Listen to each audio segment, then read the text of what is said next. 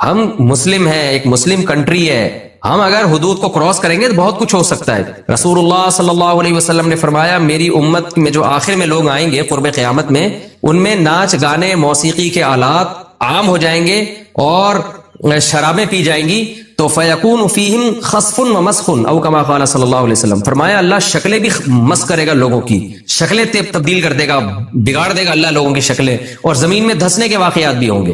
تو یہ نبی نے اپنی امت کے بارے میں فرمایا، غیر مسلموں کے بارے میں نہیں فرمایا، وہ تو مانتے ہی نہیں اسلام کو۔ مسلمان جب یہ حرکتیں کرتا ہے تو اس میں اس کو اللہ کے عذاب سے ڈرنا چاہیے۔ تو نبی صلی اللہ علیہ وسلم نے ڈرایا ہے ہمیں کہ جب یہ موسیقی کے آلات اور ناچ گانے اور شرابیں پی جائیں گی، جب یہ چیزیں عام ہو جائیں گی تو پھر عذاب کا انتظار کرو۔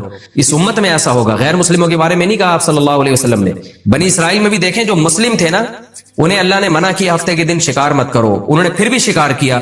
تو قرآن میں کیا ہے؟ قلنا لهم كونوا قردة خاسئين، ان کی شکلیں بندر خنزیر کی بن گئی۔ حالانکہ فرعونی جو تھے ان کی شکلیں مس نہیں ہوئی تھیں، ان کے بعد بھی جو غیر مسلم آئے ان کی شکلیں مس نہیں ہوئی۔ مس کس کی شکلیں ہوئی ہیں، خراب کس کی ہوئی ہے؟ جو کلمہ پڑھتے تھے، بنی اسرائیل جو حضرت موسیٰ پہ ایمان لائے ہوئے تھے، ان لوگوں کے ساتھ عذاب آیا۔ تو اس سے پتہ چلتا ہے کہ جب کلمہ گو مسلمان یا مسلمان مرد یا عورت وہ جب کھلے عام اس طرح سے گناہ کرتا ہے، اس پر دنیا میں عذاب آنے کا خطرہ ہے۔ کافر پر عام طور پر دنیا میں عذاب نہیں آتا۔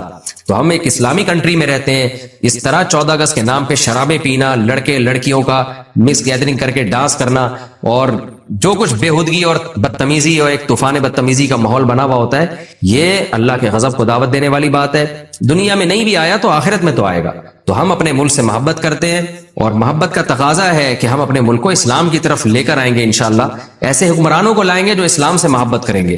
تو آپ 14 اگست کو اس طرح سے ہرگز نہ منائیں کہ پاکستان کا اسلامی تشخص مجروح ہونا شروع ہو جائے، ہندو مذاق اڑائے کہ یہ دیکھو یہ اسلام کے نام پہ ملک بنا تھا، ہم میں اور ان میں کوئی فرق نہیں ہے، ہم سے اچھا ڈانس یہ کر لیتے ہیں 14 اگست کو، ہندو ہی ہمیں یہ تانا نہ دے، تو ہم سے زیادہ کپڑے ان کے اترنا شروع ہو گئے ان کی عورتوں کے جسم سے۔ تو یہ ہمیں اگر ہندو تانا دے گا تو آپ کے پاس کیا منہ رہ جائے گا ہندو کو یہ بتانے کے لیے کہ ہم نے اسلام کے نام پہ بنا، اور یہ دے رہے ہوتے ہیں تانا، میں کمنٹس میں دیکھ رہا ہوتا ہوں، ہندو یہ طنز کر رہے ہوتے ہیں کہ تم نے ہندوستان کو توڑا اسلام کے نام پہ اور تمہارے اپنے ملک میں کیا ہو رہا ہے۔ تو یہ ہماری بین الاقوامی ذلت بھی ہے، اللہ کی نظر میں بھی ہم ذلیل و رسوا ہوں گے۔ اس لیے آپ 14 اگست ضرور منائیں، لیکن ان حدود کے اندر اپنے کلچر کو دیکھتے ہوئے، اسلام کو دیکھتے ہوئے، اور اس بات سے بچتے ہوئے کہ کہیں اللہ کا قہر اور غضب ہم پہ نہ آ جائے۔ دوسرا کام شکر گزاری میں، اللہ کی عبادت، دنیا کے ہر مذہب میں عبادت ہے یا نہیں؟ اللہ کہتے ہیں میری عبادت کرو۔ تو عبادت کیسے کریں؟ اللہ نے بتایا وضو کر کے 5 ٹائم بولو نماز پڑھو گے کہ نہیں پڑھو گے؟ مسجد میں جماعت کے ساتھ، زندگی میں 1 بار حج کرو اگر اللہ نے استطاعت دی ہے، میرے گھر کی زیارت کرو، رمضان کے روزے رکھو، یہ آپشنل نہیں ہے کہ جاب مشکل ہے، مزدور ہے، نہ بھائی، جب رمضان آیا ہر صحت مند مقیم پر رمضان کے روزے لازم ہے۔ آپ یہ نہیں کہہ سکتے میری جاب بہت ڈیفیکلٹ ہے، نہ اللہ کا حکم آسان ہے، لچکدار نہیں ہے، خوب سمجھ لو، لچک نہیں ہے اس میں، جب کہہ دیا تو کہہ دیا۔ آج بہت ہلکا لے لیا اللہ کے حکم کو۔ نمازیں ایسے، میں بھی جہاز سے جب اترا، ایتھوپیا ہمارا جہاز اترا تھا، تو فجر کی نماز جو ہم جب اترا تو نماز کا ٹائم باقی تھا، تو ہم نے جلدی سے نماز پڑھی، پھر ہم آ کے بیٹھے۔ تو اب اس کے بعد جو فلائٹیں آ رہی ہیں، میں نے بہت سارے لوگ دیکھے آ کے مسجد میں قضا ہو گئی فجر اور نماز پڑھ رہے ہیں۔ میں ان سے کہہ رہا ہوں بھائی آپ نے جہاز میں کیوں نہیں پڑھی نماز؟ کہہ رہے ہیں وہ جہاز میں جگہ نہیں تھی۔ بھائی جیسے چاہو پڑھ، یعنی اصل میں تو نماز میں بھی کھڑے ہو کر فرض، جہاز میں بھی فرض نماز کھڑے ہو کر پڑھنا لازم ہے۔ فرض نماز بیٹھ کر بولو نہیں ہوتی، قبلہ رخ ہونا اور کھڑے ہونا ضروری، لیکن اگر جہاز میں آپ کو کھڑے نہیں ہونے دے رہے تو پھر مجبوراً بیٹھ کے نماز پڑھو، لیکن اس کو لوٹا لو، لیکن پڑھو تو ضرور، چھوڑنے کی اجازت تھوڑی ہے۔ اگر نماز قضا کرنے کی اجازت ہوتی تو اللہ میدان جنگ میں قضا کرنے کی اجازت دیتا۔ اللہ نے فرمایا فَإِنْ خِفْتُمْ فَرِجَالًا أَوْ رُكْبَانًا، اگر تم دشمن سے لڑ رہے ہو، خوف کی حالت میں ہو، تو کھڑے ہو کر یا سوار ہو کر پڑھ لو، قضا کرنے کی اجازت نہیں۔ تو میں نے داڑھیوں والے ٹوپیوں والے لوگ دیکھے، بھائی کہہ رہے ہیں یار وہ ایکچولی جگہ نہیں تھی، اب پڑھ رہے ہیں۔ بھائی آپ کسی بھی طریقے سے پڑھتے پھر لوٹا لیتے اس کو، آپ یہ کون سا طریقہ ہے؟ تو جب نماز کا یہ حشر نمازیوں نے کر دیا ہے تو باقی حکام کا کیا ہوگا؟ تو بھائی کوئی صورت نہیں ہے نماز قضا کرنے کی، سمجھتے ہو؟ کھڑے ہو کے نہیں پڑھ سکتے، بیٹھ کے نہیں پڑھ سکتے، لیٹ کے گردن کا ہلا کے کر پڑھنی پڑے گی آپ کو۔ پانی نہیں ہے تیمم، یہ ساری رخصتیں اللہ نے اس لیے تو دی ہے کہ وقت سے مت ٹالو۔ اگر نماز کو اپنے ٹائم سے ٹالنے کی اجازت ہوتی، اللہ کہتا کوئی بات نہیں، کھڑے ہو کے نہیں پڑھ سکتے، بیٹھ کے نہیں، بلکہ گھر جا کے آرام سے تسلی سے چھٹیوں میں پڑھ لینا جب فرصت ملے گی. تم ابھی چھٹیاں آنے والی ہیں, تمہارے امتحان ہو گئے تو چھٹیاں آئیں گی, اسی وقت ساری لوٹا دینا اکٹھی بیٹھ کے. تو مذاق چھوڑیے نماز, تو عزم کرتے ہو کہ نہیں کرتے, ایسی کی تیسی کچھ بھی ہو جائے. آج کل تو ایسی بہترین ایپلیکیشن آ گئی ہیں جہازوں کے سفر میں, آپ ایپلیکیشن ڈاؤن لوڈ کرو, اس میں اپنے فلائٹ کا ٹائم اور جہاں ارائیول اور ڈپارچر کا ٹائم لکھو, وہ پورا ٹائم نماز کا کہ جہاز کس وقت کہاں ہوگا, کتنے بج کے کتنے منٹ پہ کون سی نماز کا ٹائم داخل ہو رہا ہوگا, قبلہ کدھر ہوگا. اللہ نے اتنی آسانی کر دی ہے, سمجھتے ہو. اور مستورات کو بھی نماز پڑھوایا کرو. بہت سے نمازی ہم نے دیکھے اپنی بیگم کے ساتھ سفر کر رہے ہیں, ابے اب کون جائے گا وضو کرے گا, ابے چھوڑ بعد میں بیگم کا. بھائی جان ابھی آزمائش ہے, ابھی آزمائش ہے کہ نماز پڑھتا ہے کہ نہیں پڑھتا. خود بھی پڑھنا ہے, اپنے گھر والوں کو بھی. ٹرین کا سفر ہو, بس کا سفر ہو, نماز نہیں معاف ہے. ان الصلاۃ کانت علی المؤمنین کتابا موقوتا, اللہ کہہ رہے نماز مومنین پر مقررہ اوقات میں فرض ہے, اس کو دائیں بائیں کرنے کی اجازت نہیں ہے. تو پڑھو گے کہ نہیں پڑھو گے. تیسرا کام, یہ رمضان کے روزے ہو گئے, حج ہو گیا زندگی میں ایک بار. اس کے بعد اللہ نے کچھ چیزیں ہم پہ ویسے ہی حرام کی ہیں جو اخلاقیات میں آتی ہیں, ان کا عبادت سے تعلق نہیں بلکہ اخلاقیات سے. اس میں اللہ نے فرمایا لا تقربوا الزنا, زنا کرنا تو دور کی بات, زنا کے قریب بھی مت پھٹکو. زنا کا آلٹرنیٹ اللہ نے ہمیں کیا دیا, بولو, نکاح دیا. غیر مسلم نکاح نہیں کرتے, زنا کرتے ہیں, اور اگر شادی کرتے بھی ہیں بہت دیر سے کرتے ہیں. ان میں کوئی اگر بالغ ہوتے ہی شادی کر لے اس کو بے وقوف سمجھا جاتا ہے. آپ عمل کر کے دکھاؤ, بولو بے وقوف تم ہو, ہم نہیں ہیں. ایک غیر انگریز سے میری بات چیت ہو رہی تھی, تو میں نے کہا ہماری سوسائٹی میں اتنی عمر میں لوگ نکاح کرتے ہیں. اس نے کہا آپ کا کلچر ہے. اب میں نے زیادہ بحث نہیں کی, بھائی کلچر نہیں ہے, ہمارا مذہب ہے. کلچر تو کہتا ہے آزادی دلاتا ہے آپ کو, تو آپ اپنے عمل سے بتاؤ بھائی جلدی نکاح کیا کرو. کوئی پوچھے کیوں, بولے ہمارے مذہب کا حکم ہے. بھائی اللہ کا حکم ہے, جب اللہ کا حکم آ جائے تو پھر آپشنل رہتا ہے وہ, ہے بھائی. پھر کوئی عقل چلتی ہے, پھر ایکچولی بات ہوتی ہے کچھ. کوئی بھی آپ کا باس ہو, آپ کو آرڈر دے یار یہ چیک کے جا کے کیش کرا کے لو, آپ بولے ایکچولی سر ایکچولی میرے پیٹ میں درد, ایکچولی وہ بولے گا بھائی تو نے جاب کرنی ہے نہیں کرنی, نکل یہاں سے. تو اللہ کو اتنا ہلکا لے لیا بھائی. تو اللہ کہہ رہے جب جس میں نکاح کی استطاعت تو فوراً کیا کرے وہ نکاح. اے اللہ خرچہ ہوگا بہت زیادہ, ٹینشن. اللہ نے کہا غیر مسلم کیلکولیٹر لے کے بیٹھے گا, ابھی میری اتنی تنخواہ, حالانکہ اس کی بیوی آنے کے بعد اس کا خرچہ ہو ہی نہیں رہا ہے, کم وقت کا 1 روپے دے لینی بیوی پہ خرچ کرنا, پھر بھی کیلکولیٹر لے کے بیٹھا ہوا ہے. ہم نے سارا خرچہ خود کرنا ہے, پھر بھی اللہ کہہ رہے کیلکولیٹر استعمال کرنے کی اجازت نہیں. یکونوا فقراء یغنیہم اللہ من فضلی, اللہ کہتے ہیں نکاح کرو اگر فقیر ہوگے اللہ اپنے فضل سے غنی کر دے گا. اللہ پہ توکل کرو. جو اللہ بچہ پیدا ہونے کے بعد ماں کی چھاتیوں میں دودھ پیدا کر دیتا ہے, تو وہ بیوی آنے کے بعد تمہارے مال میں برکت نہیں دے سکتا کیا؟ نہ نسل کو روکو نہ شادی سے روکو. غیر مسلم کہتا ہے بچے 2 ہی اچھے, ہوتے 2 بھی نہیں ہیں, لیکن بہرحال کہتا ہے کیا ہے بچے 2 ہی اچھے. اسلام کہتا ہے نہیں بھائی, رزق کس کے ہاتھ میں ہے؟ اللہ کیا, اللہ کو خاندانی آدمی پسند ہے. پارکوں میں لکھا ہوتا ہے فیملی کے ساتھ آئے, ہو سکتا ہے جنت کے دروازے پہ اللہ لکھ دے فیملی کے ساتھ آؤ. پھر کیا کرو گے, کیا خیال ہے بھائی؟ تو میں تو 18 کے ساتھ نکل لوں گا, میں بولوں گا اللہ اور تو ہمارے پاس کوئی امال ہی نہیں ہے. کیا خیال ہے بھائی, اور تو ہمارے پاس. اللہ پہ توکل کرو میرے بھائی, کیلکولیٹر لے کے نہیں بیٹھے رہا کرو. تمہارے ماں باپ کا احسان ہے تم پر کہ نسل نہیں روکی, تم پیدا ہو گئے. وہ بھی روک سکتے تھے, میرا باپ بھی 2 بچوں کے بعد نسل روک سکتا تھا, تو میں تھوڑی پیدا ہوتا. میرے والد نے کس پہ توکل کیا؟ اللہ پہ. اللہ اولاد دے گا. اور قرآن کہتا ہے لا تدرون ایہم اقرب لکم نفعا, نسل مت روکو بھائی, تمہیں کیا پتا تمہاری اولاد میں کون تمہارے لیے زیادہ کام کا نکل آئے. ایک صاحب کہنے لگے اتنے بچے ہوں گے, ہو سکتا ہے کوئی بگڑا ہوا نکلے. میں نے کہا بھائی اتنے پیدا کرو کہ 2-4 اسپیئر میں بگڑنے کے لیے بھی رکھو. اگر 2 ہوئے اور وہی بگڑ گئے تمہاری تو نسل گئی. کیا خیال ہے, نسل گئی تمہاری. تو غیر مسلموں بیچاروں پر ترس کی حالت ہے, انہوں نے نسل روک کے نا 2 بچے, پھر ان کا 2 خرچہ تو 2 پہ بھی ہوتا ہے, 1 بچہ پھر 1 بھی نہیں. بڑھاپے میں تنہائیاں کاٹ رہی ہیں, خاندان تباہ, نہ چاچے نہ مامے. جب بچے ہوتے ہیں تو پھر ان کے بچوں کے چاچے بھی ملتے ہیں, مامے بھی ملتے ہیں, خالو بھی ملتے ہیں, رشتے ملتے ہیں. یہاں کتنی خوشی ہوتی ہے جب میں آتا ہوں, یار یہ ہمارے چاچے, اتنے بڑے بڑے گھروں میں لوگ رہتے ہیں, اتنے رشتے داری مضبوط ہے. سارا سیٹ اپ برباد ہو جائے گا اگر نسل روک لی.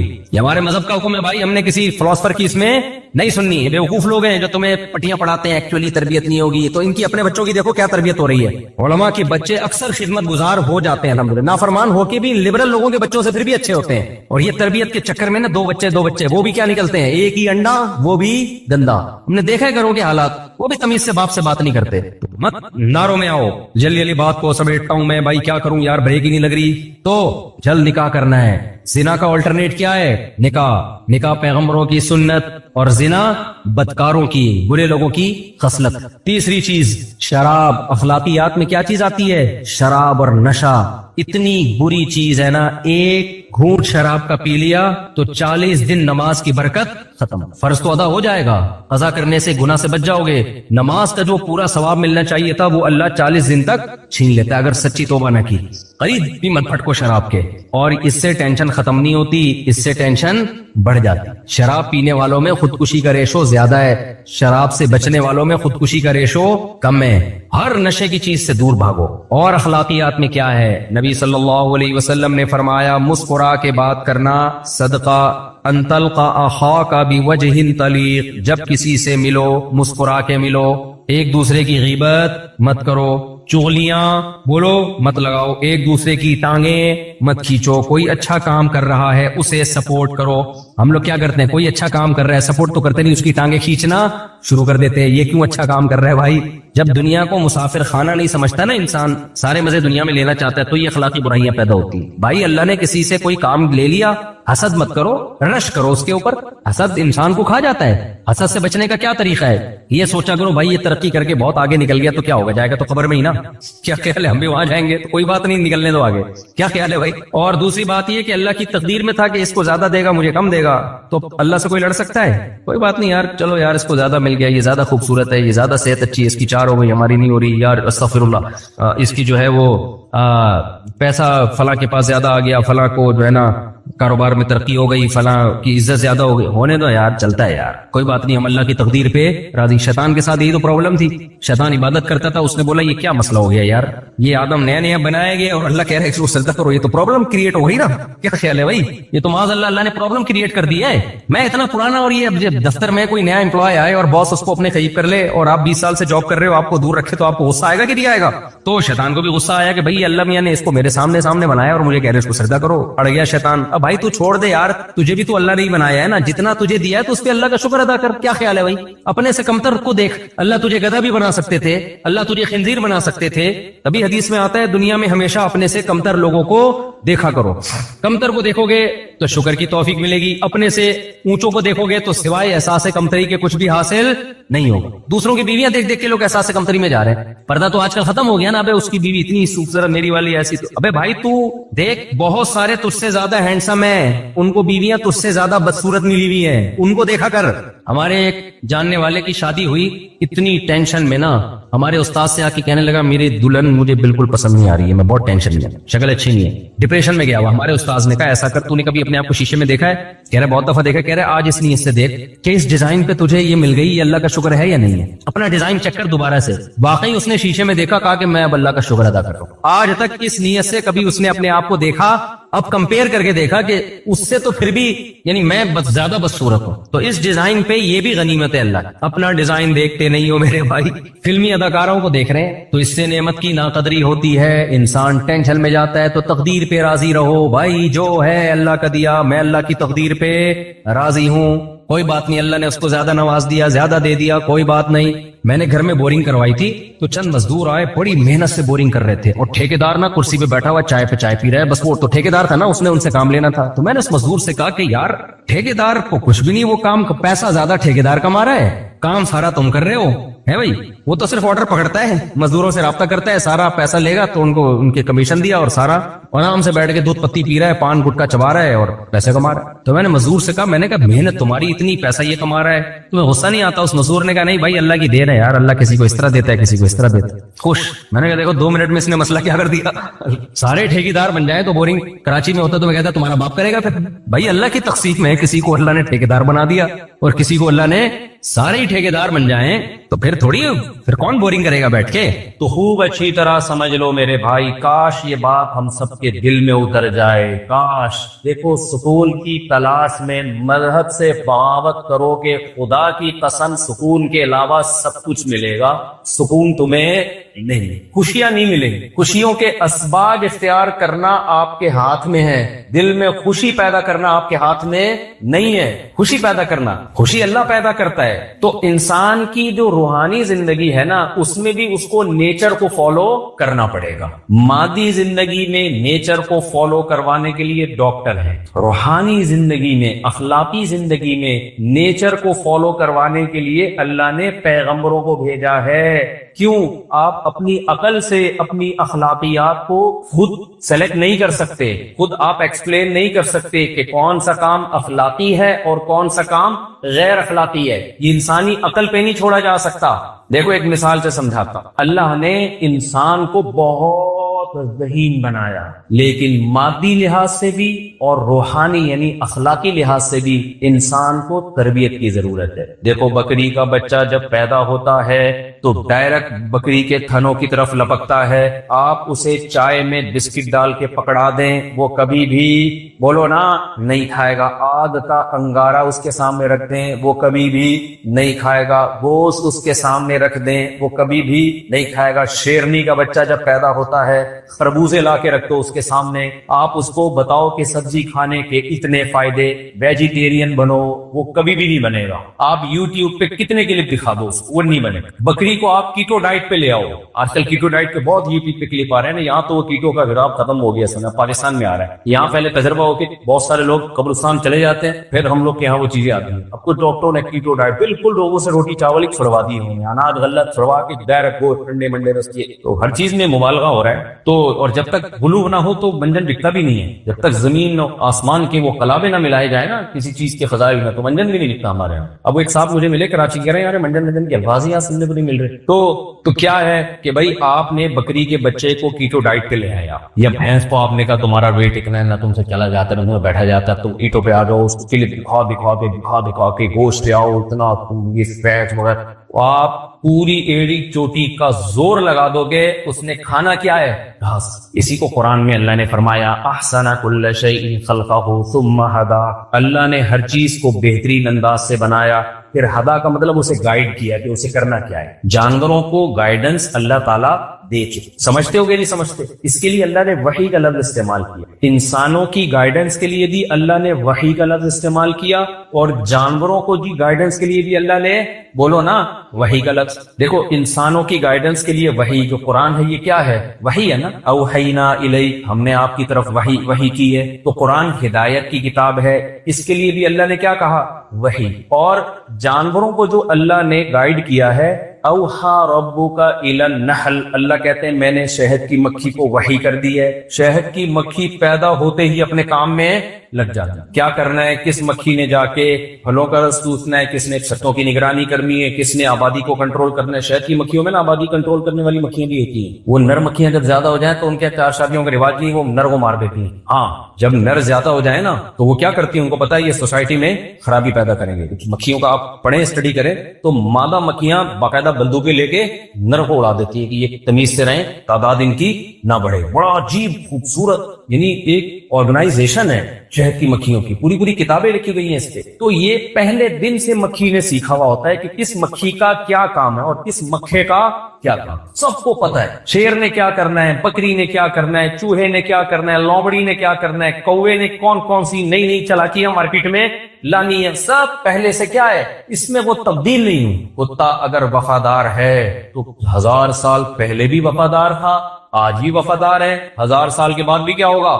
وفادار ہوگا۔ اور طوطا بے وفائی میں مشہور ہے نا، طوطا چشمی کہتے ہیں نا، طوطا چشمی، طوطے کو آپ کتنا ہی پال لو، جس دن پنجرے کا دروازہ کھلا رہا طوطا مارکیٹ سے بے وفا، آپ کتنا ہی اس کی تربیت کر لو وہ بھاگ جائے گا، وہ نہیں رکنے والا۔ تو اوہا، اللہ نے ان جانوروں کو بھی کیا کی ہے بھائی؟ وحی کی ہے، ان کو ان کے راستے پہ چلا دیا۔ انسان کو بھی اللہ نے وحی کی، انسان کی جو وحی ہے، اب آپ دیکھو کتنا ذہین حیوان ہے انسان، لیکن آپ دیکھو جب جانور کا بچہ پیدا ہوتا ہے نا اسے جیسا ہونا چاہیے وہ پہلے دن سے ویسا ہوتا ہے، لیکن انسان کا بچہ جب پیدا ہوتا ہے اس کے سامنے آپ آگ کا انگارہ رکھو، فوراً اٹھا کے بولو آگے زبان جلا دے۔ انسان کے بچے کی بڑی کیئر کرنی پڑتی ہے، یہ دور کر دو، یہ دور کر دو، لکھا ہوتا ہے تمام دوائیں بچوں کی پہنچ سے دور رکھیں، اس لیے کہ بچے تو کہہ رہے طبیعت زیادہ خراب ہو تو ڈاکٹر سے رابطہ کریں، جب اتنی بات ہو گئی ہے تو استعمال سے قبل بوتل کو اچھی طرح ہلا بھی لیں پوری بات۔ تو اب کیا ہے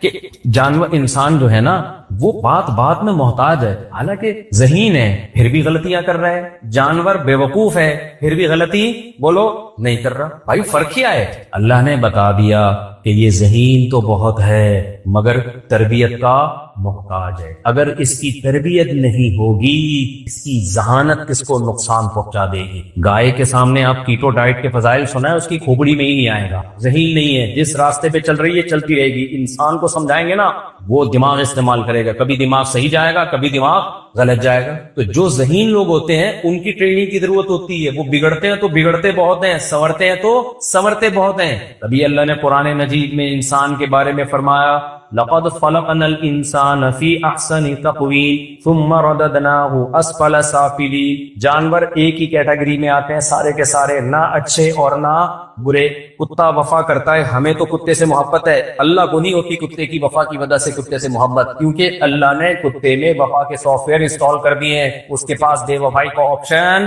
بولو ہے ہی نہیں۔ انسان وفا کرتا ہے تو اللہ اس سے محبت، اس لیے کہ انسان میں وفا کے سافٹ ویئر بھی ہیں اور بے وفائی کے سافٹ ویئر بھی ہیں، شکر گزاری کے بھی ہیں، ناشکری کے بھی ہیں، بہادری کے بھی ہیں، بزدلی کے بھی ہیں، سخاوت کے بھی ہیں، کنجوسی کے بھی ہیں۔ جانوروں میں کوئی جانور اگر سخی ہے تو پیدائشی سخی ہے، کنجوس ہے پیدائشی۔ کوا کیا ہے؟ کنجوس۔ میں نے دیکھا ہے کووں کو، آپ کوے کو کچھ ٹکڑا ڈالیں چھپائے گا، جتنا کھائے گا نا اس کے بعد کمبخت پتھر کے نیچے چھپائے گا کہ اگلے ٹائم پہ او بھائی تو چھوڑ دے دوسرے کوے کھا لیں گے یار آ کے، جس اللہ نے تجھے آج کھلایا شام کو بھی کھلا دے گا نا، بلی نہ کھا جائے یہ نہ کھا جائے۔ ڈیڑھ ہوشیاری کرتا ہے کہ نہیں کرتا؟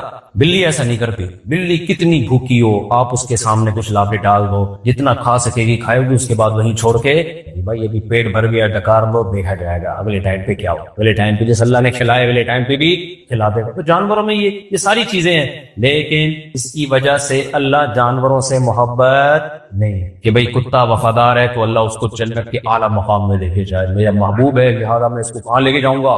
کیوں بھائی؟ اللہ کو پتا ہے کہ یہ اس وفا پہ مجبور ہے، گن پوائنٹ پہ اس کو وفا کروا رہا ہوں میں، اس کا اختیار نہیں ہے۔ تو جانوروں کی اخلاقی زندگی کوئی بھی نہیں ہوتی۔ جانوروں میں جو صاف ہیں وہ صاف ہیں، جو میلے ہیں وہ میلے ہیں، ان کو عید پہ بھی نہلا دو وہ صاف نہیں ہوں گے۔ لیکن انسان کی زندگی کا ایک بہت بڑا پہلو ہے اخلاقیات، سمجھتے ہو؟ اس اخلاقیات میں انسان کو دو قسم کی گائیڈنس چاہیے، جس کے لیے آپ کو مولاناز کی ضرورت ہے، یا مولانا کا لفظ چھوڑ دو علماء کی ضرورت، یا علماء کو بھی چھوڑ دو پیغمبروں کی ضرورت ہے۔ سمجھتے ہو کہ نہیں سمجھتے؟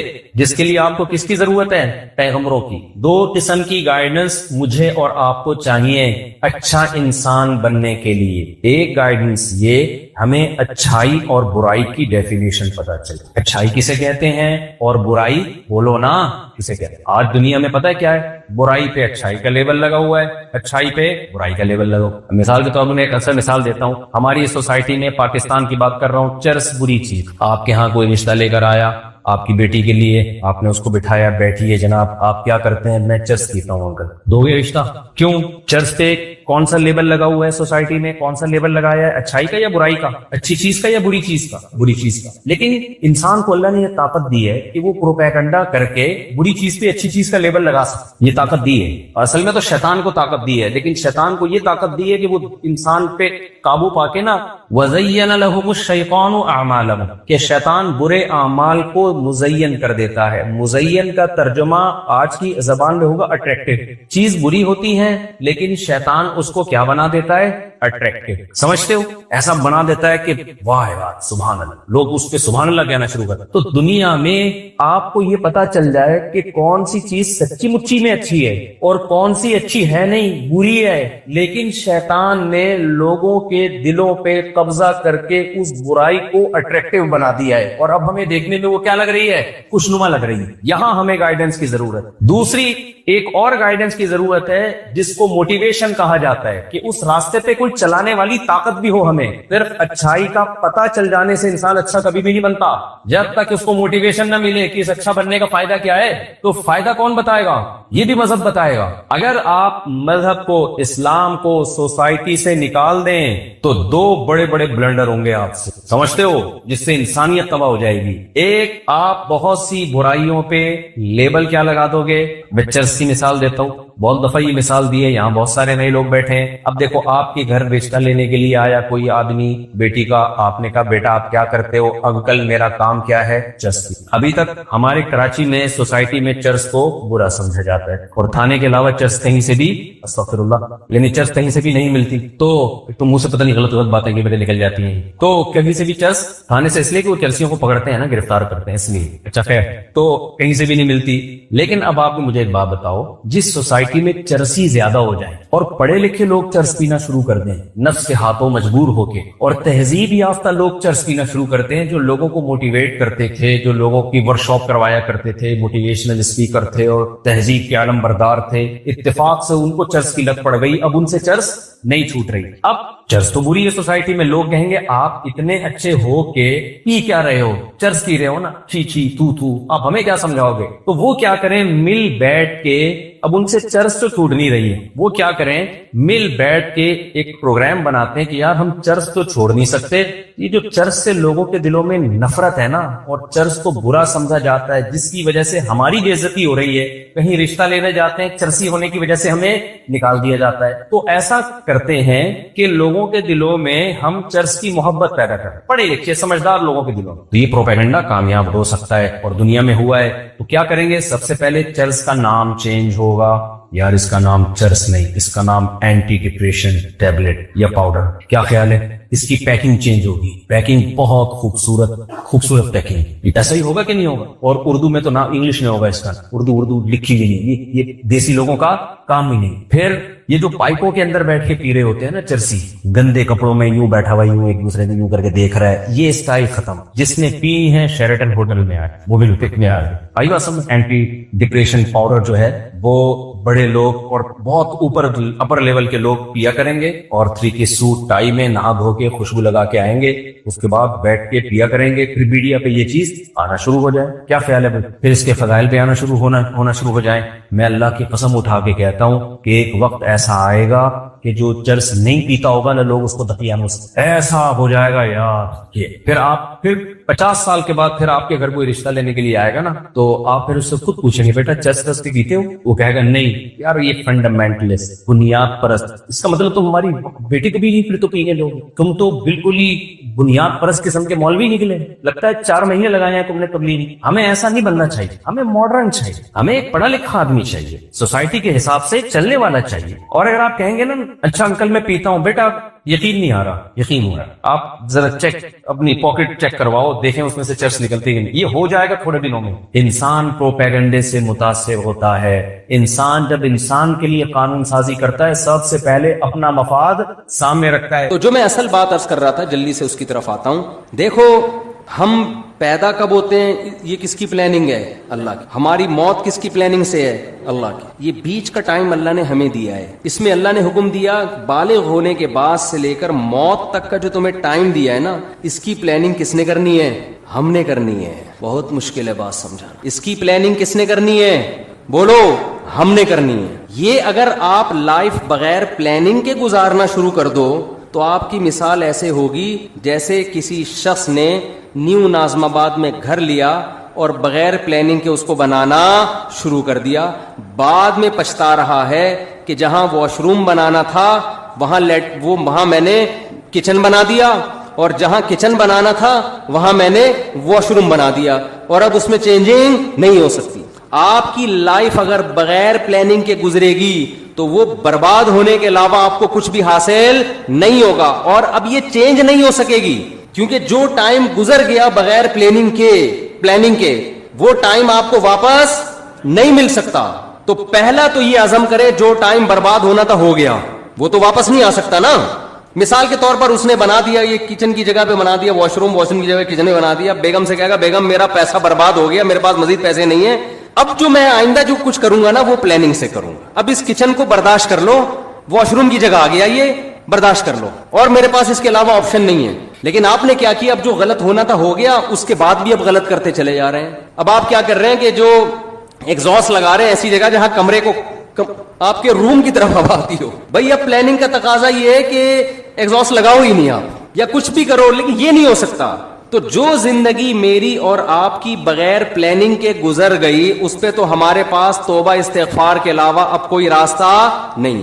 آپ کہہ سکتے ہیں کہ مفتی صاحب آپ کو کس نے کہا کہ ہم نے زندگی پلاننگ کے بغیر گزاری ہے؟ ہم تو ماشاءاللہ اچھے گھرانے کے تھے، جب ہم بالغ ہوئے تو ہمارے والدین نے پلاننگ کی، اس بچے کو ہم نے ڈاکٹر بنانا ہے، اس بچے کو ہم نے انجینئر بنانا ہے، اس بچے کو ہم نے پائلٹ بنانا ہے، اس بچے کو ہم نے بزنس مین بنانا ہے، اس بچے کو ہم نے یہ بنانا ہے، اور الحمدللہ آج ہم وہ بن چکے ہیں. اول تو 99% لوگ ایسے بھی نہیں ہیں ہمارے معاشرے میں. 1% ایسے ہوں گے جن کے والدین نے پلاننگ کی اور انہوں نے بھی پلاننگ کر کے کچھ بن گئے. وہ 99% تو ایسے ہی چل رہے ہیں. تو خوب سمجھ لو، پلاننگ کا مطلب صرف پلاننگ نہیں ہے. کامیاب پلاننگ یہ ہوتی ہے کہ آپ کوئی بھی تعمیر کھڑی کر رہے ہیں تو اس کا مقصد پہلے آپ سامنے رکھتے ہیں، اس پرپس کو دیکھ کے جب آپ نقشہ بناتے ہیں اس نقشے کو پلاننگ کہا جائے گا. مثال کے طور پر آپ نے نیو ناظم آباد میں وائف کو خوش کرنے کے لیے پلاٹ خرید کے اس پہ گھر بنانا شروع کیا، لیکن گھر کی شکل کی جو آپ نے پلاننگ کی وہ کسی پرچون کی دکان کی لگ رہی ہے. پلاننگ سمجھ میں آ رہی ہے بات کہ نہیں آ رہی ہے؟ میرے خیال ہے تھک گئے ہیں آپ لوگ. آپ نے گھر بنایا پلاننگ سے، بیگم کہہ رہی ہے یہ کیا ہے؟ آپ کے یہ بڑا سا ہال بنا دیا میں نے، بہت بڑا. یہ اتنا بڑا ہال بنانے کی ضرورت کیا تھی؟ باقی کمروں کی تو جگہ بچی نہیں. آپ کہہ رہے ہیں باقی کمروں کا کیا کرنا ہے، ایک ہال کافی ہے ہمارے لیے. وہ کہے گی نہیں مجھے لگتا ہے آپ نے بغیر پلاننگ کے بنایا. آپ کہتے ہیں نہیں میں نے پلاننگ کی تھی. میں نے اس کی پلاننگ کی ہے کہ اس میں اگر کہیں بھی کسی کو گودام کی ضرورت پڑتی ہے نا تو سارا مال اس کمرے میں اتارے گا. وہ تو پلاننگ تو کی ہے آپ نے یقیناً، لیکن یہ گودام کی پلاننگ ہے، یہ گھر کی پلاننگ بولو نہیں. تو میں اور آپ پلاننگ تو کر رہے ہیں فیوچر کی. اول تو بہت سے لوگ کر ہی نہیں رہے. ہمارے یہاں تو الحمدللہ کوئی پلاننگ ہوتی نہیں ہے. زیادہ تر لوگ جو پلاننگ کر رہے ہیں نا اپنی زندگی کی، ان کو یہی نہیں پتا کہ ہماری زندگی کا مقصد کیا ہے. لہذا کوئی پلاننگ کر رہا ہے میں بہت بڑا تاجر بنوں گا، کوئی پلاننگ کر رہا ہے میں بہت بڑا ڈاکٹر بنوں گا، کوئی پلاننگ کر رہا ہے میں بہت بڑا سیاستدان بنوں گا. بھائی یہ جو آپ اپنے پرپس کو سامنے رکھ کے پلاننگ کر رہے ہو نا، تو آپ کا بڑا ڈاکٹر بننے سے مقصد کیا ہے آپ کا؟ بیگم کہے گی نہیں اتنا بڑا جو گودام آپ نے بنایا، اتنا بڑا کمرہ، آپ کا مقصد کیا ہے؟ آپ کہیں میں اس میں بورے لا کے رکھوں گا گندم کے، تو سر پکڑ کے بیٹھ جائے گی نا کہ یہ نیو ناظم آباد آپ کو گودام بنانے کے لیے یہ بنایا بلڈر نے. گودام کی الگ جگہ ہوتی ہے بھائی، ٹرک اڈے جاؤ، ٹرک اسٹینڈ جاؤ، وہاں گودام خریدو.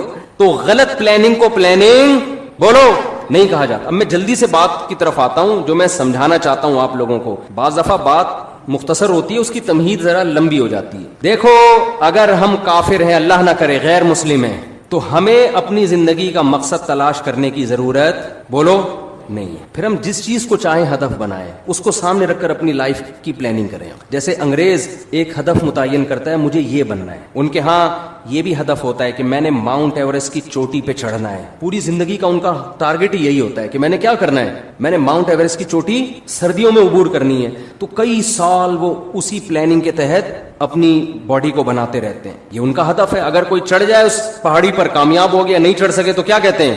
ناکام ہو گیا. بناتے ہیں کہ میں نے میڈیکل سائنس کی فیلڈ میں ترقی کرنی ہے، بعض کہتے ہیں میں نے بہترین سائنٹسٹ بننا ہے.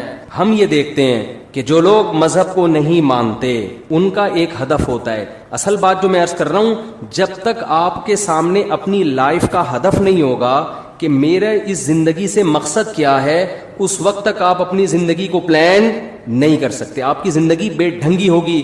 اب مقصد کیا ہونا چاہیے؟ ایک مقصد ہے کافر کا، غیر مسلم کا.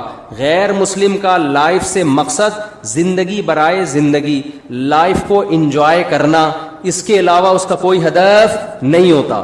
اگر آپ اللہ کو، کریٹر کو، خدا کو اپنی ڈکشنری سے نکال دیتے ہو تو پھر آپ کو یہ حق حاصل ہے کہ آپ اپنی زندگی کا مقصد خود متعین کرو. سمجھ رہے کہ نہیں سمجھ رہے؟ پھر آپ اپنی زندگی کا مقصد خود متعین کرو. کیونکہ اللہ کو اگر آپ نے نکال دیا، اس کا مطلب کیا ہوا کہ ہم پیدا ہوئے ہیں اللہ کے ارادے سے نہیں، ایک اتفاقی واقعہ ہوا، ہم پیدا ہو گئے. ہم مرتے ہیں اللہ کے ارادے سے نہیں، اتفاق ہوتا ہے. ان ہی الا حیاتنا الدنیا نموت ونحیا وما یہلکنا الا الدہر. نبی کے دور میں جو ایتھیسٹ تھے وہ کہتے تھے کہ یہ دنیا کی زندگی ہے جس میں ہم مرتے بھی ہیں جیتے بھی ہیں، یہ خدا کے تصرفات نہیں ہے، یہ زمانے کے تصرفات ہیں. زمانے میں ہوتا ہے، موت بھی ہے، زندگی بھی ہے، اور پھل پھول بھی پیدا ہوتے ہیں، کوئی خوشی کی زندگی، کوئی غم کی زندگی. تو اگر میرے اور آپ کا بھی خدا نخواستہ یہ نظریہ ہے تو میرے بھائی ہمیں پھر اپنی زندگی کا ہدف تلاش کرنے کی ضرورت، خدا سے پوچھنے کی ضرورت نہیں ہے. پھر ہماری مرضی ہم جس چیز کو ہدف بنا لیں. کیا خیال ہے؟ غلط تو نہیں کہہ رہا میں؟ پھر ہماری مرضی. پھر میں خود فیصلہ کروں گا میں نے کیا بننا ہے, پھر میری مرضی. میں کہوں یار میں نے ڈاکٹر بننا ہے, میں نے انجینئر بننا ہے, میں نے سائنٹسٹ بننا ہے, میں نے یہ بننا ہے, میں نے وہ بننا ہے, میں نے کچھ بھی نہیں بننا, میں نے ویسے انجوائے کرنا ہے لائف کو. بعض لوگوں کا یہ ہوتا ہے کچھ بھی نہیں بننا, انجوائے کرنا ہے بس. وہ میں ایک چٹکلا اکثر سناتا ہوں نا, آپ لوگ نئے ناظم آباد کے نئے لوگ ہیں. وہ ایک نوجوان جو ہے سمندر کے کنارے لیٹا ہوا اور سگریٹ کے کش لے رہا ہے. ایک بوڑھے میاں گئے, ذرا اسپیڈ میں سنا دیتا ہوں کیونکہ کئی دفعہ لوگ سن چکے ہیں. تو ایک بوڑھے میاں گئے اس نوجوان کو سمجھانے لگے, بیٹا تم اپنا ٹائم ویسٹ کر رہے ہو, کچھ کر کیوں نہیں لیتے؟ اس نے کہا انکل کیا کروں؟ بیٹا میٹرک کر لو. اس نے کہا 10 سال لگیں گے میٹرک میں. پھر کیا کروں؟ بیٹا پھر انٹر کر لینا 2 سال میں. 12 سال ہو گئے جی انکل, پھر کیا کروں؟ پھر بیٹا بی اے کر لینا. اچھا جی بی اے بھی کر لیا, پھر کیا؟ پھر بیٹا ماسٹر کر لینا. انکل 16 سال ہو گئے ماسٹر کر لیا, پھر کیا کروں؟ بیٹا پی ایچ ڈی کر لینا. انکل 18 سال ہو گئے پی ایچ ڈی کر کے کیا کروں گا؟ انکل نے کہا بیٹا پھر تمہیں اچھی جاب ملے گی, پیسے کمانا. انکل پھر کیا کروں؟ بیٹا پھر شادی کرنا, اچھے خاندان میں شادی ہوگی. انکل پھر کیا ہوگا؟ پھر تمہاری اولاد ہوگی. انکل پھر کیا ہوگا؟ وہ نوجوان تجسس میں نا کہ اینڈ کیا ہوگا اس کا. اچھا انکل بچے بھی ہو گئے, اب کیا ہوگا؟ کہہ رہے ہیں لائف کو انجوائے کرنا, مزے اڑانا. تو پھر ابھی کیا کر رہا ہوں میں؟ مزے ہی تو اڑا رہا ہوں. تو بعض لوگوں کا مقصد نہ ڈاکٹر بننا, نہ انجینئر بننا, نہ پائلٹ بننا. ان کا مقصد کیا ہے؟ لائف کو انجوائے کرنا. تو وہ بھی ایک مقصد ہے بھائی. وہ کہہ رہے ہیں بھائی لائف کو ہم انجوائے کرنے کے لیے آئے, انٹرٹینمنٹ. وہ انجوائے کر رہے ہوتے ہیں, گٹکے کھا رہے ہیں, پان کھا رہے ہیں. وہ کہہ رہے ہیں مر جائیں گے نا جلدی, تو کیا ہو گیا؟ ہم مزے اڑا کے جلدی مرنا چاہتے ہیں, اس میں کیا کون سی ٹینشن کی بات ہے؟ ہماری مرضی, ہماری لائف ہے. ہم چرس پی کے مرے, ہم ہیروئن پی کے مرے, ہم مر رہے ہیں نا, آپ کو کیا تکلیف ہے؟ یہ غیر مسلموں کی قسمیں بتا رہا ہوں میں آپ کو. غیر مسلموں میں شراب پی کے مرنے والے بھی, خودکشی کر کے مرنے والے بھی. خودکشی کرنے والے کو آپ یہ نہیں کہہ سکتے کہ یہ حرام ہے, اس پہ گناہ ملتا ہے. وہ کہتا ہے گناہ کیا ہوتا ہے؟ میرا جسم ہے, میری مرضی, میں کھمبے سے چپک کے مروں, میں کھمبے سے لٹک کے مروں. میں جب اس دنیا میں ٹینشن میں ہوں تو ٹینشن ریلیز کرنے کا میرے پاس موت کے علاوہ کوئی راستہ نہیں ہے, تو میں مر رہا ہوں نا, کیا تکلیف ہو رہی ہے؟ تو اگر آپ مذہب کو اپنی زندگی سے نکال دیتے ہیں تو آپ بہت ساری ٹینشنوں سے کیا ہو جاتے ہیں؟ بظاہر آزاد ہو جاتے ہیں. بظاہر آزاد ہوتے ہیں, حقیقت میں تو ٹینشنوں میں عذاب میں پڑ جائیں گے آپ. تو پھر آپ کو ہدف خود بنانے کی اجازت ہے کہ آپ متعین کریں میری لائف ہے, میری مرضی ہے, میں خود فیصلہ کروں گا میں نے فیوچر میں کیا بننا ہے. یہ بھی فیصلہ کروں گا کہ کیا بننا ہے, یہ بھی فیصلہ کروں گا کہ کچھ بننا بھی ہے کہ نہیں بننا, ویسے ہی رہنا ہے. ہم جب 4تھی کلاس میں تھے نا تو ہماری ٹیچر نے سب بچوں سے پوچھنا شروع کیا کہ کون کیا بنے گا. ایک بچے سے پوچھا, اس نے کہا ڈاکٹر. مجھ سے پوچھا, میں نے کہا پائلٹ. بچوں کو اس وقت پائلٹ بننے کا بہت شوق ہوتا تھا. سب سے وہ پوچھ رہی تھی. ایک لڑکا بڑا شرارتی تھا, اس سے پوچھا بیٹا تم بڑے ہو کر کیا بنو گے؟ کہتا دولہا بنوں گا میں. اس نے کیا کہا؟ اس وقت تو ہم سب کو اس پہ ہنسی آئی, لیکن بات یہ ہے کہ جب آپ نے لوگوں پہ چھوڑ دیا کیا بننا ہے تو کہہ رہے ہیں مجھے سب سے زیادہ مزہ کس میں آئے گا؟ دولہا بننے میں. دولہا ہی بنوں گا, میرا ہدف ہی دولہا بننا ہے. اس وقت تو یہ بات ہمیں سمجھ میں نہیں آتی تھی, لیکن جب ہم آج 50 سال کے ایسے لڑکے دیکھ رہے ہیں نا جو دولہا بننے کی خواہش میں ترس رہے ہیں, جو دولہا بن ہی نہیں پا رہے بیچارے اپنی حرکتوں کی وجہ سے, تو پھر مجھے وہ یاد آتا ہے کہ یہ دولہا بھی خوش قسمت لوگ بنتے ہیں. اور خواتین کے ساتھ پیشگی معذرت, بار بار دولہا بننے کی سعادت یہ بہت ہی خوش قسمت لوگوں کو ملتی ہے. اللہ تعالیٰ حفاظت میں رکھے. تو اب مجھے ایک بات بتاؤ کہ یا تو آپ ادھر ہو جاؤ انگریز کی طرف, ان کا ہدف وہ خود متعین کرتے ہیں, لیکن جو خدا کو ماننے والے ہیں, دیکھیں قرآن بہت ساری اہل ایمان کی جو علامت بیان کرتا ہے نا, اس میں بار بار یہ کہتا ہے کہ یہ علامتیں ان میں پائی جاتی ہیں جو اللہ پر اور آخرت کے دن پر ایمان رکھتے ہیں. ہمیں شروع میں یہ چیزیں سمجھ میں نہیں آتی تھیں, لیکن اب جب کمپیئر کر رہے ہیں نا دنیا کی قوموں سے, تو قرآن بار بار کہہ رہے ہیں جو اللہ کو مانتے ہیں وہ زنا نہیں کرتے, جو اللہ کو مانتے ہیں وہ رشتہ داری کو توڑتے نہیں ہیں. آج ہمیں گورے نظر آتے ہیں رشتہ داری توڑتے ہوئے, آج ہمیں گورے نظر آتے ہیں زنا کرتے ہوئے. جو اللہ کو مانتے ہیں وہ شراب نہیں پیتے, جو اللہ کو مانتے ہیں وہ سود نہیں کھاتے, جو اللہ کو مانتے ہیں وہ نماز پڑھتے ہیں. آپ کو گوروں میں 20 خوبیاں نظر آئیں گی. ہر بات شروع کرنے سے پہلے 20 دفعہ تھینک یو, بات ختم کرنے کے بعد 20 دفعہ تھینک یو. بہت ساری خوبیاں ہیں. نماز پڑھتے ہوئے وہ نظر نہیں آئیں گے, رشتوں کو جوڑتے ہوئے وہ نظر نہیں آئیں گے. وہ تو باپ جیسا قریب ترین رشتہ بڑھاپے میں اس کا اولڈ ہاؤس میں گزرتا ہے اس کا. تو قرآن نے بڑا فرق کیا ہے ماننے والے اور نہ ماننے والے. تو پہلا تو آپ فیصلہ کرو کہ ہم ماننے والوں میں ہیں یا نہ ماننے والوں میں. ہم اگر ماننے والوں میں ہیں تو آپ کو اپنا زندگی کا ٹارگٹ خود متعین کرنے کی اجازت نہیں ہے. پھر یہ خدا نے جو بتایا اس پرپس پہ آپ کو کام کرنا پڑے گا جو اللہ نے بتایا ہے. تو پہلے تو یہ کلیئر کریں. دیکھو بات کہاں سے شروع ہوتی ہے, جلدی جلدی سمیٹتا ہوں, یہ ٹاپک میں بار بار ریپیٹ کرتا ہوں لیکن ضرورت ہے لوگوں کی. ایک فیصلہ کرو, ہمیں کسی نے بنایا ہے یا ہم خود سے بنے ہیں. گورا کہتے ہیں ہمیں اس سوال کے جواب کی ضرورت نہیں ہے. قرآن کہتا ہے سب سے پہلے تجھ سے یہ سوال پوچھا جائے گا کہ کہ تو نے یہ فیصلہ کیسے کر لیا تھا کہ میں خود بخود وجود میں آیا ہوں, یہ فیصلہ تو نے کیسے کر لیا تھا. اللہ نے ہمیں آزاد نہیں چھوڑا, ہمیں اپنے رب کے وجود پر, اس کی توحید پر ایمان لانا پڑے گا. یہ آپشنل نہیں ہے. اگر نہیں ایمان لائے, اللہ کہتے ہیں ہمیشہ کے لیے جہنم کی آگ اور اس کے ایندھن بنا دوں گا میں تمہیں.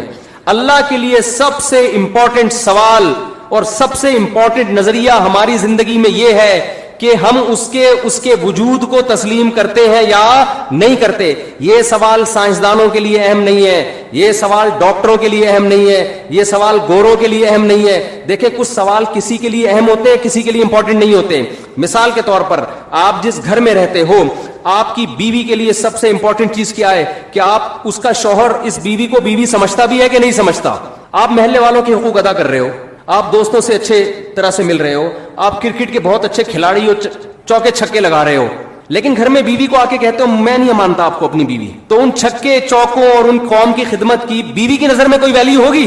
بولو نا. وہ کہے گی میری نظر میں تو 2 ٹکے کا انسان نہیں ہے, میں تیرے گھر رخصت ہو کے آئی ہوں, میرا تیرے سے رشتہ ہے, تو مجھے اپنی مان تو صحیح نا, میرے حقوق تو ادا کر.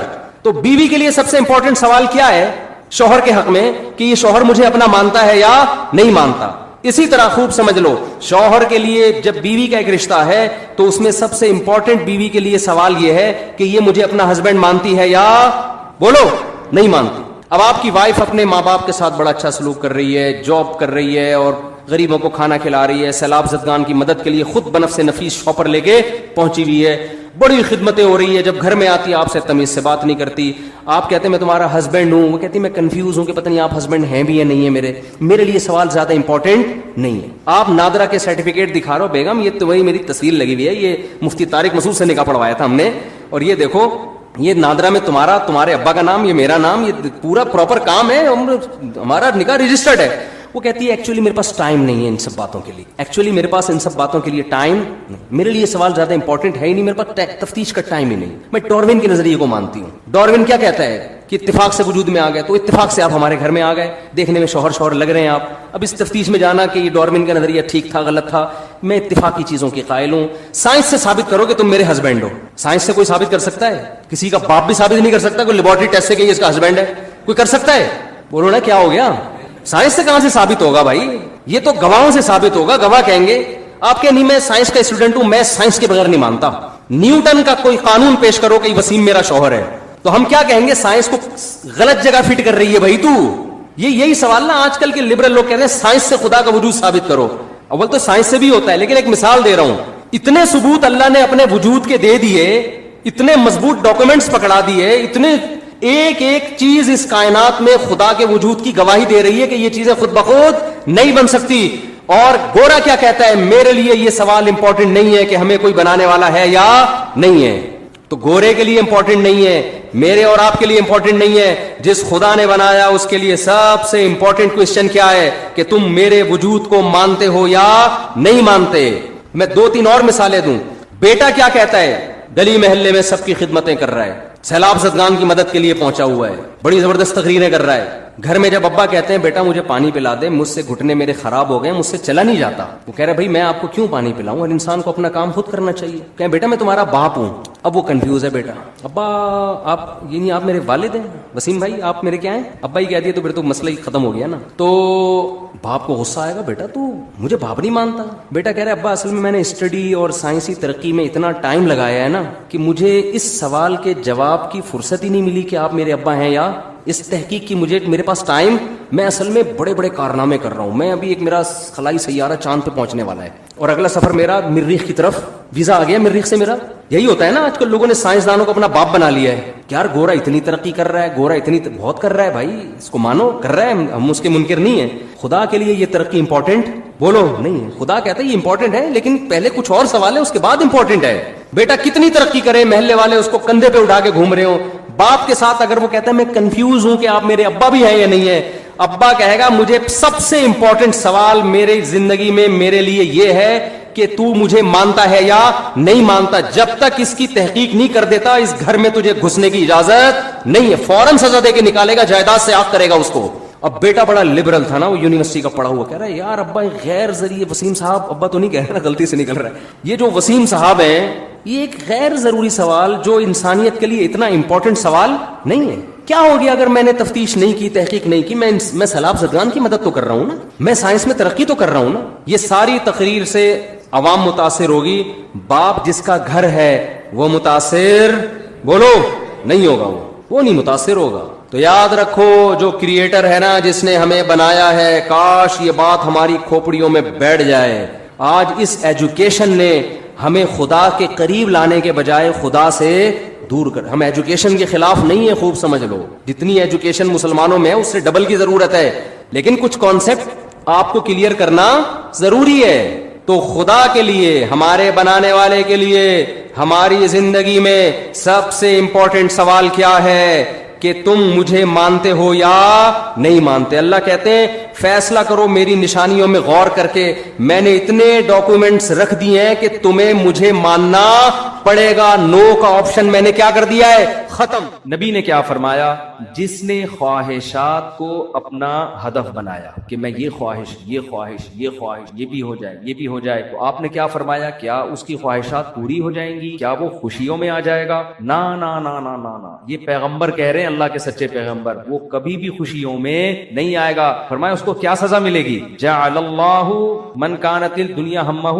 جعل اللہ فقرہ بین عینیہ, دولت کے پیچھے بھاگے گا نا تو اللہ اس کے سامنے فقر و فاقہ کا خوف رکھ دیں گے. سمجھ رہے ہو, دولت کے پیچھے بھاگ رہا ہے, آ رہی ہے, مل بھی رہی ہے, لیکن خوف کیا ہوگا کہ یہ مجھ سے چھن نہ جائے. اس بات کی ٹینشن ہے یار, یہ ختم نہ ہو جائے, یار یہ چھن نہ جائے, یار کوئی کاروبار کو نقصان نہ ہو جائے. بڑے بڑے کروڑ پتی فیکٹریوں کے مالک آتے ہیں, کہتے ہیں کہ لاشعوری سا خوف ہمیں ستاتا ہے, دنیا کی ہر نعمت ان کے پاس, مگر دماغ میں نا ایک کہہ رہے ہمیں خود بھی نہیں پتا ہم ڈر کس چیز سے رہے ہیں, لیکن سکون نہیں ہے, ایک لاشعور میں خوف ہے جو ہمیں مسلسل ستا رہا ہے. یہاں ایک آیت کئی سال